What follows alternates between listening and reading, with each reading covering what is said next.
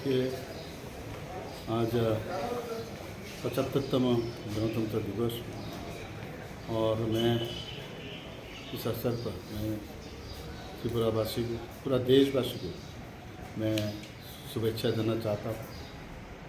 और जिस तरह माननीय प्रधानमंत्री जी देश को आगे बढ़ा रहे हैं, हमारा देश जिस तरह अभी आगे बढ़ रहा है, और ये हमारे लिए बहुत गर्व की बात है। पूरा दुनिया अभी भारत को देख रहा है, किस तरह माननीय प्रधानमंत्री जी देश को आगे ले जा रहे हैं। और मैं इसीलिए सबको यही कहूँगा, सब एकजुट होके हमारा देश का शक्तिशाली बने और हमारा जो संविधान है उसको हम लोग उसको स्वीकार करें बढ़िया से, और उसको हमेशा उनको माने और उस संविधान को सामने रखते हुए हर काम हम लोगों को करना चाहिए।